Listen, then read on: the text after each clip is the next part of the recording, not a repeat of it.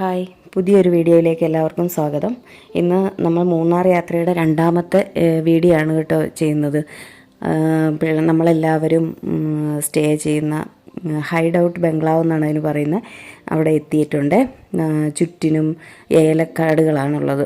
ഏലം വെച്ച് പിടിപ്പിച്ചിരിക്കുകയാണ്. അത് റെൻറ്റിനെടുത്തിരിക്കുന്നവർ അവിടെ വെച്ച് കൃഷി ചെയ്തുകൊണ്ടിരിക്കുന്നതാണെന്നാണ് അവിടുത്തെ കുട്ടികൾ പറഞ്ഞത്. ആ ഏലത്തോട്ടത്തിനപ്പുറം ഫോറസ്റ്റിൻ്റെ ഏരിയയാണ്.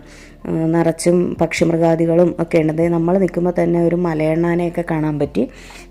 പിന്നെ ആന ഇടയ്ക്കിടയ്ക്ക് വരുമെന്നൊക്കെയാണ് അവിടുത്തെ പിള്ളേർ പറഞ്ഞത്. വളരെ സൗകര്യമുള്ള മുറികളൊക്കെ ആയിരുന്നു അവിടെ ഉണ്ടായിരുന്നത്. 4 ബെഡ്റൂം ഉണ്ടായിരുന്നു. നമുക്ക് 2 ഫാമിലിക്ക് താമസിക്കാൻ അത് വളരെ കൂടുതൽ സ്ഥലം തന്നെയായിരുന്നു.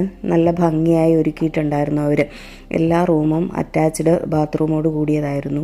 പിന്നെ മുകളിൽ ആയിട്ടൊരു വേണമെങ്കിൽ ബാച്ചിലേഴ്സൊക്കെ ആണെങ്കിൽ അവർക്കൊന്ന് കൂടുന്നതിന് വേണ്ടിയിട്ടുള്ള ഒരു സെറ്റപ്പൊക്കെ ഉണ്ടായിരുന്നു.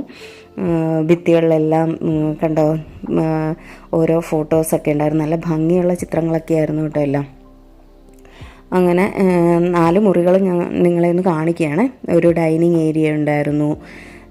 ഇതൊരു ചെറിയ മുറിയാണ്, എന്നാലും ഒരു ഫാമിലിക്കൊക്കെ ഉപയോഗിക്കാൻ പറ്റുന്ന രീതിയിലുള്ളത്.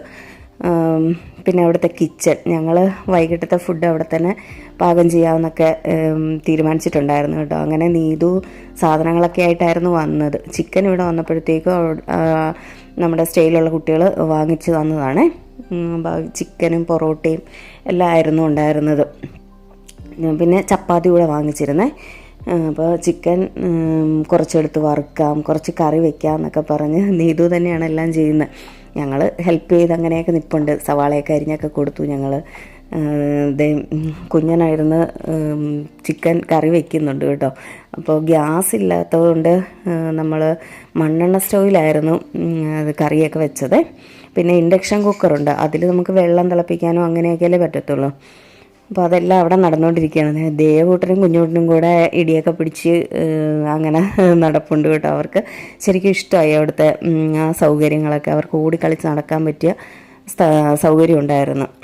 സന്ധ്യ കഴിഞ്ഞപ്പോഴത്തേക്കും നല്ല ഭംഗിയായിരുന്നു. അതിൻ്റെ മിറ്റമൊക്കെ അവർ ലൈറ്റ് അറേഞ്ച്മെൻറ്റ്സ് ഒക്കെ ചെയ്തിട്ട് അതുപോലെ ക്യാമ്പ് ഫയറിനൊക്കെയുള്ള സൗകര്യമൊക്കെ ഉണ്ടായിരുന്നു. നമുക്ക് അതൊക്കെ റെഡിയാക്കി തരാമെന്ന് അവർ പറഞ്ഞിട്ടുണ്ടായിരുന്നു. അപ്പം നമ്മൾ ഫുഡൊക്കെ റെഡിയായി കഴിയുമ്പോഴത്തേക്കും ക്യാമ്പ് ഫയർ ആക്കിയിട്ട് അവിടെ ഇരുന്ന് കഴിക്കാമെന്നൊക്കെ തീരുമാനിച്ചിരിക്കുകയായിരുന്നു കേട്ടോ. അപ്പോൾ ഈ ബംഗ്ലാവിന് ചുറ്റും ഏലക്കാടുകളാണെന്ന് ഞാൻ പറഞ്ഞല്ലോ. അപ്പോൾ നമുക്ക് രാത്രി സമയത്ത് അവിടെ ഇരിക്കാനൊക്കെ ഒരു പേടിയുണ്ടായിരുന്നു കേട്ടോ. നമ്മുടെ നാട്ടിലെപ്പോഴും പാമ്പൊക്കെ ഇറങ്ങണമല്ലേ എന്നൊക്കെ ഓർത്തിട്ട്. പക്ഷേ ഏലം നിൽക്കുന്നിടത്ത് അങ്ങനെ പാമ്പുകളൊന്നും വരില്ല എന്നാണ് അവരൊക്കെ പറഞ്ഞത്. അപ്പോൾ നമ്മുടെ ഫുഡൊക്കെ റെഡി ആയിട്ടുണ്ടെന്ന് തോന്നുന്നു അകത്ത്. അപ്പോൾ നമുക്കത് കഴിക്കാനുള്ള സെറ്റപ്പൊക്കെ ആക്കിക്കൊണ്ടിരിക്കുകയാണ്. പിള്ളേരൊക്കെ നേരത്തെ വന്ന് ക്യാമ്പ് ഫയർ ഇടുന്നിടത്ത് വന്നിരിപ്പ് ഉറപ്പിച്ചിട്ടുണ്ട്. അവിടുത്തെ കുട്ടികൾ അത് എന്നാൽ തീ കത്തിക്കാമെന്നൊക്കെ പറഞ്ഞ് വിറകൊക്കെ പൂട്ടിക്കൊണ്ടിരിക്കുകയാണ്. ഇതേ ഫുഡെല്ലാം റെഡിയായി വന്നിട്ടുണ്ട്. അജയാച്ചനും നീതുവും കൂടെ അതൊക്കെ സെർവ് ചെയ്യാനുള്ള സെറ്റപ്പൊക്കെ നോക്കിക്കൊണ്ടിരിക്കുകയാണ്. അപ്പോൾ ചെറിയ മഴകളൊക്കെ അവിടെ ഉണ്ടായിരുന്നതുകൊണ്ട് വിറകൊക്കെ ഇത്തിരി നനവുണ്ടായിരുന്നേ. അതുകൊണ്ട് ഇച്ചിരി താമസിച്ചാണ് അതിൽ തീയൊക്കെ പിടിച്ചത്. ഇത് നമ്മുടെ ഡ്രൈവറായിരുന്നേ, പേര് അക്ഷയ്. ഡ്രൈവറായിട്ട് പോകുന്ന ആളൊന്നും അല്ല, ഒരു ബാങ്കിലെ ജീവനക്കാരനാണ്. പുള്ളിക്ക് ഡ്രൈവർ അന്ന് കിട്ടാതിരുന്നതുകൊണ്ട് ഞങ്ങൾക്ക് ഡ്രൈവറായിട്ട് പുള്ളി വന്നതാണ്. അതേ മക്കൾ അവിടെ ഓടിക്കളിക്കുന്നൊക്കെ ഉണ്ട്. നമ്മുടെ ഫുഡെല്ലാം കഴിഞ്ഞപ്പോഴത്തേക്കും എല്ലാവരും കൂടെ പാട്ടൊക്കെ പാടാൻ തുടങ്ങി. നമ്മുടെ മെയിൻ ഗായിക നീതുവാണ് ആദ്യത്തെ പാട്ട് പാടുന്നത്. ദേവൂസാണ് അനൗൺസ് ചെയ്യുന്നുണ്ട്. കുഞ്ഞനും കുഞ്ഞൂട്ടനും എല്ലാവരും ഡാൻസ് ചെയ്യുന്നുണ്ട്. അങ്ങനെ എല്ലാവരും പാട്ടൊക്കെ പാടണമെന്നൊക്കെ തീരുമാനിച്ചൊക്കെയായിരുന്നു ഇവിടുന്ന് പോയത്. ബാക്കി എല്ലാവരും നന്നായിട്ടൊക്കെ പാട്ട് പാടി. എൻ്റെ പാട്ട് മാത്രം കൊളായിപ്പോയി. എനിക്ക് പാടാനൊന്നും ശരിക്കും അറിയില്ല. അവരൊക്കെ നന്നായിട്ട് പാട്ട് പാടുന്നവർ. അതേ ലാസ്റ്റ് DJ ലൈറ്റൊക്കെ ഇട്ട് അവർ പാട്ടൊക്കെ പാടുന്നു പറഞ്ഞുകൊണ്ട് പിള്ളേർ അതെല്ലാം സെറ്റാക്കി തന്നു കേട്ടോ. അങ്ങനെ ദേവൂട്ടൻ ഡാൻസൊക്കെ കളിക്കുന്നുണ്ടേ.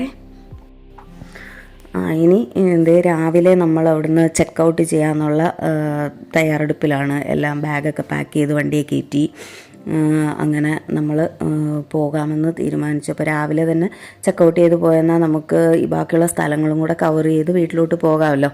ആ ഒരു രീതിക്ക് നമ്മൾ അവിടുന്ന് ഇറങ്ങുകയാണ് കേട്ടോ.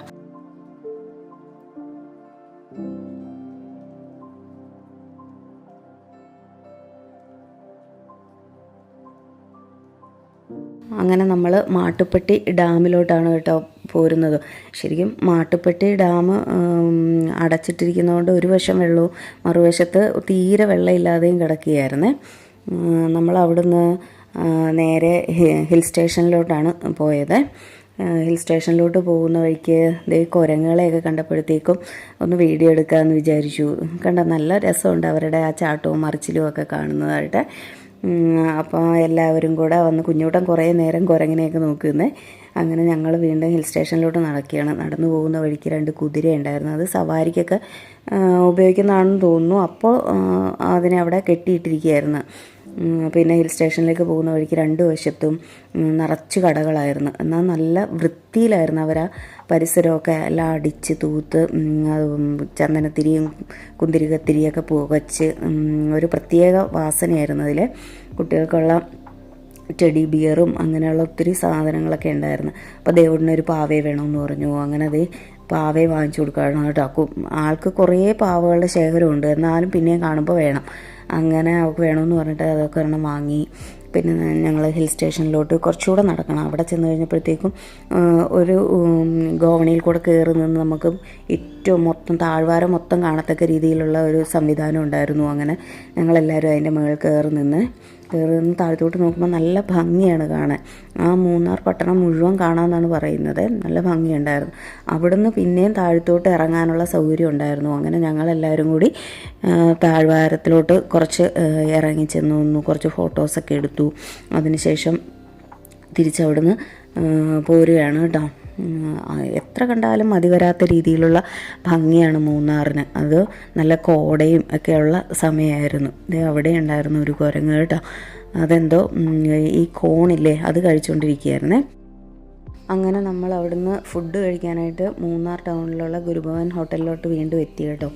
അപ്പോൾ ആദ്യം ഊണ് പറഞ്ഞവർക്ക് ആദ്യമേ തന്നെ കൊണ്ടുവന്നു. മക്കളെല്ലാവരും ഷവർമയായിരുന്നു പറഞ്ഞത്. ഞാനും ചേട്ടനും പൊറോട്ട കഴിച്ചു.